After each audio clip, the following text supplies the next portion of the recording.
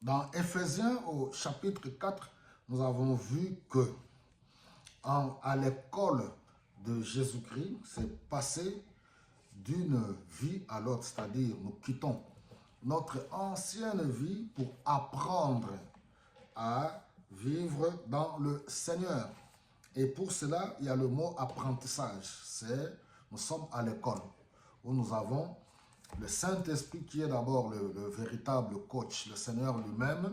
Et aussi, nous avons des frères et sœurs qui sont des aînés dans la foi, alors qui peuvent nous aider. C'est pour cela, personne ne peut prétendre s'en sortir lui-même.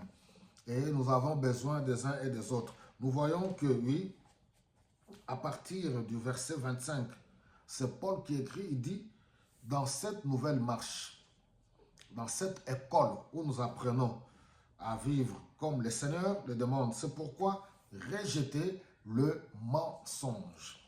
Nous savons que les évangiles nous disent dans Jean au chapitre 8, le verset 44, que le diable est le père du mensonge. Et le monde dans lequel nous vivons, c'est un monde du mensonge. Les hommes, les femmes, les grands, les petits, dans le monde politique, dans tous les milieux, le mensonge est monnaie courante. Alors, un vrai enfant de Dieu, c'est lui qui s'est converti. Jésus-Christ est le chemin, la vérité et la vie. Il apprend à vivre et à marcher dans la vérité. Il arrête avec le roublard, la vie de dribbler les autres. Non, il arrête les coups bas. Ce n'est pas normal de voir celui qui se dit enfant de Dieu ou homme de Dieu, serviteur de Dieu. Combien nous sommes aussi dans cette société moderne où nous voyons sur les réseaux sociaux même ceux qui se disent hommes de Dieu.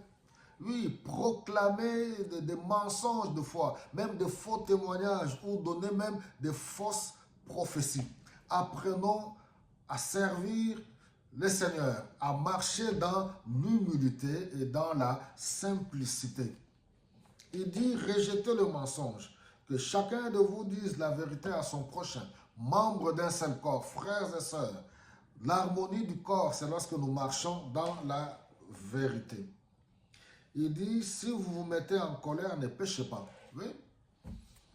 La colère n'est pas exclue. Il y a des situations qui peuvent nous pousser à ce qu'on se mette dans la colère, mais ne péchez pas, n'ouvrez pas la porte.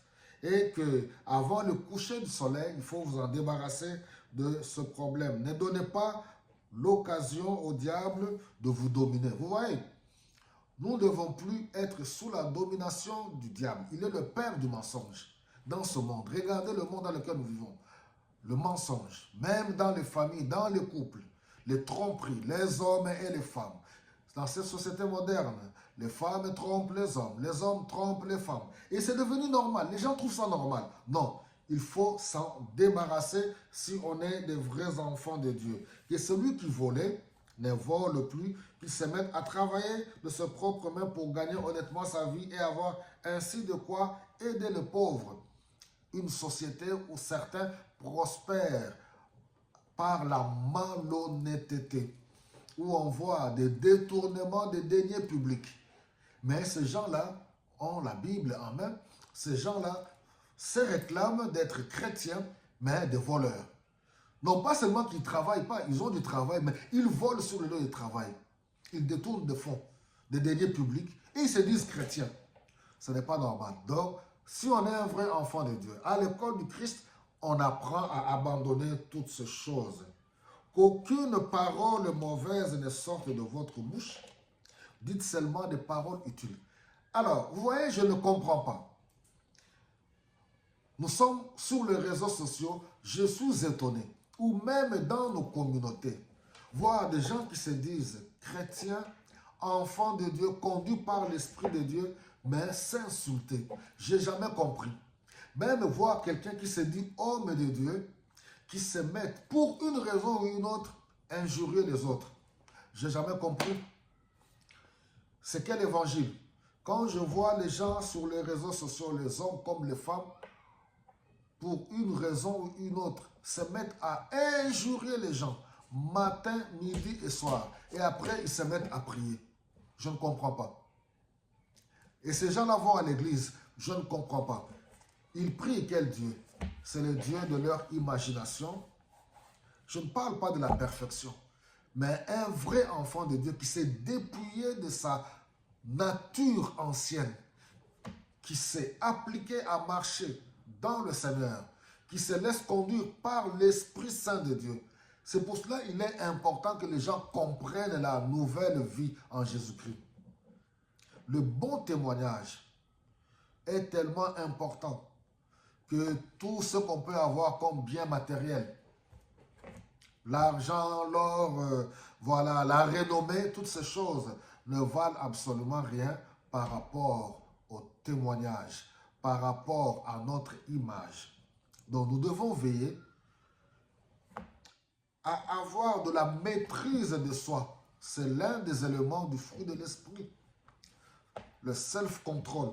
C'est pour cela Jacques dit dans Jacques au chapitre 3, comment est-ce qu'une source peut-elle faire jaillir de l'eau douce et de l'eau amère? Par la même bouche, nous bénissons le Seigneur. Par la même bouche, nous maudissons les hommes créés à l'image de Dieu. Où est la place du Saint-Esprit? Chers chrétiens, chers enfants de Dieu, je ne comprends pas. Comment pouvez-vous vous dire, vous êtes chrétien, vous priez et vous réclamez même que non, Dieu est de votre côté, après avoir injurié les gens? Ce n'est pas un secret. Le message que je donne, c'est sur les réseaux sociaux. Des fois, je vois les femmes qui s'insultent et prétendent dire que Dieu est avec eux. Les hommes qui s'insultent, c'est quel évangile? Nous devons nous repentir et retourner à l'école pour qu'on nous enseigne et apprendre à mener une nouveauté de vie dans le Seigneur, conduit par le Saint-Esprit pour être des hommes et des femmes de paix.